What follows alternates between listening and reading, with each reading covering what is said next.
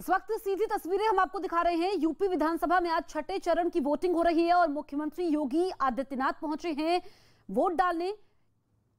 Voting से पहले CM ने पूजा अर्चना भी की गोरखनाथ मंदिर में। और इस बार ये चुनाव इसलिए खास हो जाता है क्योंकि वो पहली बार मैदान में है। ये देखिए, वो वोट डालने पहुंचे हैं गोरखनाथ सदर सीट से, वो गोरखपुर की सदर सीट से वो मैदान में हैं और वोट डालने पहुंचे हैं। ये सीधी तस्वीरें इस वक्त हम आपको दिखा रहे हैं। 7 बज चुका है, अब वोटिंग भी शुरू हो चुकी है। और देखिए, सबसे पहले मुख्यमंत्री योगी आदित्यनाथ पहुंचे हैं। उत्तर प्रदेश विधानसभा चुनाव के छठे चरण में सीएम योगी समेत तमाम दिग्गज मैदान में हैं। सीएम योगी गोरखपुर शहरी विधानसभा सीट से चुनावी मैदान में हैं और इसी सीट से वो लगातार 5 बार सांसद भी रहे हैं। लेकिन इस बार उनकी अग्नि परीक्षा है क्योंकि योगी आदित्यनाथ पहली बार विधानसभा का चुनाव लड़ रहे हैं और उनके सामने जो उम्मीदवार हैं, लगभग 12 उम्मीदवार हैं, लेकिन सभी सियासत में नए खिलाड़ी हैं। और 33 सालों से ये ऐसा अभेद किला है जो कोई नहीं तोड़ पाया। 1989 की अगर हम इतिहास में जाते हैं सीट में, तो कांग्रेस का सूरज ऐसा डूबा कि उसके बाद उग ही नहीं पाया। और अब देखिए, सीएम योगी यहां पर पहुंचे हैं और मुख्यमंत्री योगी के सामने चुनौती है कि ये सीट तो वो जो एक्सपर्ट्स कह रहे हैं कि आसानी से जीत जाएंगे, लेकिन गोरखपुर जिले में 10 विधानसभा सीटें आती हैं, उन पर भी अपनी छाप छोड़ना, उन सीटों पर भी जीत का परचम लहराना और जीत को दोहराना। क्योंकि जो 57 सीटें हैं जिस पर इस वक्त वोटिंग शुरू हो चुकी है, इसमें पिछले विधानसभा चुनावों की अगर हम बात करें तो 40 सीटों पर बीजेपी ने जीत दर्ज की थी, 2 सीटों पर उसके 2 सहयोगियों ने जीत दर्ज की थी। और अब ये 3 तस्वीरें आप देखिए, गोरखनाथ मंदिर में सीएम योगी पहुंचे, पूजा अर्चना की। दूसरी तस्वीर में आप देखिए, और गायों को चारा खिलाया, क्योंकि जो गोरखपुर सीट का समीकरण है, जातीय समीकरण है, वो गोरखनाथ मंदिर तय करता है। और देखिए, जब भी गोरखनाथ मंदिर वो जाते हैं समय समय पर, इससे पहले वो महंत रह चुके हैं और यहीं से उनकी सियासी पारी की शुरुआत हुई। 1998 में जब पहली बार उन्होंने गोरखपुर से लोकसभा का चुनाव लड़ा, उसके बाद लगातार वो 5 बार तक सांसद रहे। लेकिन इस बार वो पहली बार विधानसभा का चुनाव लड़ रहे हैं। देखिए, उन्होंने अपने मताधिकार का इस्तेमाल किया और जब खुद योगी आदित्यनाथ पहुंचे हैं तो जनता को एक संदेश भी जाता है कि मुख्यमंत्री अपनी जिम्मेदारी निभाते हुए, क्योंकि लोकतंत्र का सबसे बड़ा पर्व होता है और सभी लोगों को वोटिंग में हिस्सा लेना चाहिए।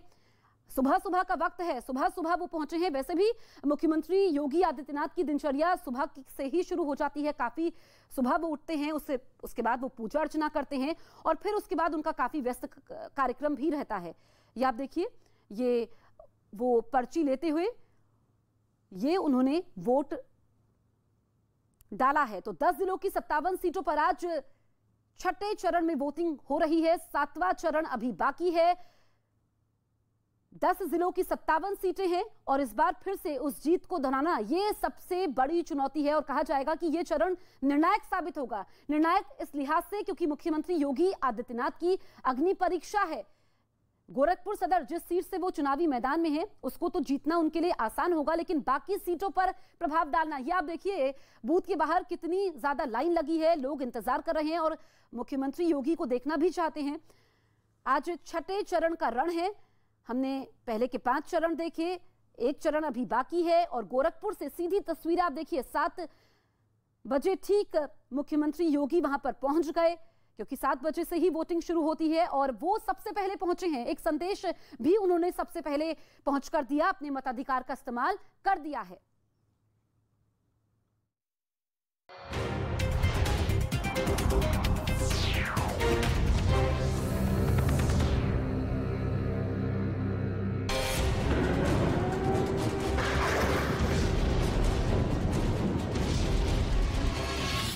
महायुद्ध की सबसे बड़ी कवरेज। यूक्रेन जो है इसी मार को झेल रहा है। हमले में किस तरीके से एक आदमी, रूस से लेकर यूक्रेन तक, पोलैंड से लेकर रोमानिया तक,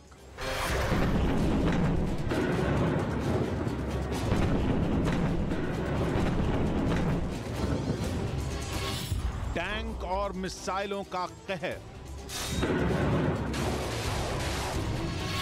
यूक्रेन के हर बॉर्डर, हर शहर की खबर, तबाही की ये खौफनाक सबीना जुड़ रही है। साथ साथ प्रियंका कांडपाल हमारे साथ जुड़ी हुई है और नीरज भी। यूक्रेन के बस की बात नहीं। युद्ध क्षेत्र से लाइव और एक्सक्लूसिव तस्वीरें सिर्फ न्यूज़ 18 इंडिया पर। और ये समंदर होगा नॉर्थ सी। दावा किया जा रहा है कि पुतिन अपना परमाणु बम यूरोप के उस नॉर्थ सी में कहीं गिरा सकते हैं जो अटलांटिक महासागर का हिस्सा है और ब्रिटेन और डेनमार्क के बीच में आता है। Norway, Germany, the Netherlands, Belgium और फ्रांस जैसे देश भी नॉर्थ सी से लगते हैं। ये सभी देश नाटो के सदस्य हैं। ऐसे में अगर नॉर्थ सी में परमाणु बम गिरा तो इन बड़े बड़े देशों के लिए बहुत बड़ी मुसीबत खड़ी हो जाएगी। और पुतिन नाटो और अमेरिका को अपना दम दिखाकर यूक्रेन से दूर रहने की धमकी भी देंगे। रक्षा विशेषज्ञों का मानना है कि पुतिन या तो कोई छोटा मोटा परमाणु हथियार यूक्रेन पर दागेंगे या फिर नाटो को चेतावनी देने के लिए एक बड़ा और दमदार परमाणु बम समंदर में गिराएंगे। माना जा रहा है कि अगर पुतिन ने दूसरा ऑप्शन चुना तो उनका टारगेट होगा नॉर्थ सी, क्योंकि नॉर्थ सी यूरोप में आने वाला ऐसा समंदर है जो रूस की सीमा से दूर है। साफ है कि रूस उस जगह तो परमाणु बम से हमला करेगा नहीं जहां धमाके से उसको कोई नुकसान पहुंचे। और फिर नॉर्थ सी के आसपास ब्रिटेन, डेनमार्क और फ्रांस जैसे कई नाटो देश भी बसे हैं। इससे पुतिन एक तीर से दो निशाने साध लेंगे। पहला तो यह कि परमाणु हमले से रूस पर कोई असर नहीं पड़ेगा और नाटो को सख्त मैसेज भी मिल जाएगा। इसलिए रूस के ब्रिटेन को निशाना बनाकर समंदर में परमाणु बम गिराने की आशंका को रक्षा विशेषज्ञ बड़ा खतरा मान रहे हैं। ब्रिटेन की सेना में रहे एक कर्नल और हथियारों के जानकार ने तो यह दावा तक कर दिया कि अगर मॉस्को से मिसाइलें आईं तो लंदन में लोगों के पास अपनी जान बचाने के लिए बस 20 मिनट होंगे।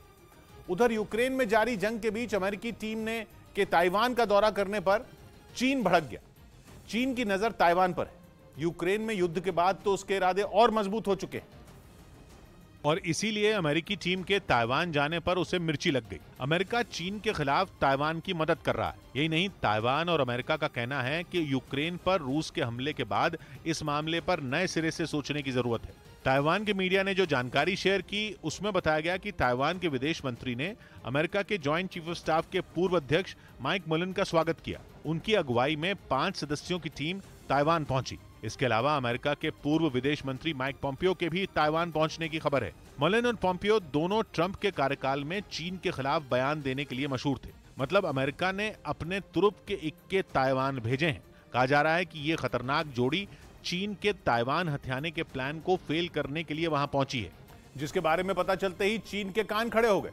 वो बौखला गया और उसने अमेरिका को धमकाना शुरू कर दिया। वहां के विदेश मंत्रालय की ओर से तो इस पर बयान भी दिया गया, जिसमें कहा गया कि अगर अमेरिका ताइवान की अलगाववादी ताकतों को बढ़ावा देता है तो इससे केवल उसका नुकसान ही होगा और अमेरिका को इस काम की बड़ी कीमत चुकानी होगी। मतलब यह कि चीन अमेरिका को खुलेआम धमकी दे रहा है कि अगर उसने ताइवान का साथ दिया तो वो अंजाम भुगतने के लिए तैयार रहे। चीन और ताइवान के रिश्ते को यूक्रेन और रूस से जोड़कर देखा जा रहा है। चीन के लड़ाकू विमान तो यूक्रेन युद्ध के पहले ही दिन ताइवान में घुस गए थे, जिसके बाद ताइवान शोर मचाने लगा। उसने ये तक कह दिया था कि चीन भी ऐसे समय में उस पर हमला कर सकता है। ताइवान की इस बात से उसके पड़ोसी देश जापान के माथे पर भी बल आ गया था। नौबत यह आ गई कि उसने अमेरिका से ताइवान की रक्षा करने की गारंटी मांग ली। नतीजा ये हुआ कि बाइडेन की एक टीम ताइवान पहुंच गई और दुनिया को बताने की कोशिश की कि जिनपिंग का जाल ताइवान में नहीं फैलने वाला, जिसके बाद चीन चीखने चिल्लाने लगा। उधर यूक्रेन के मारे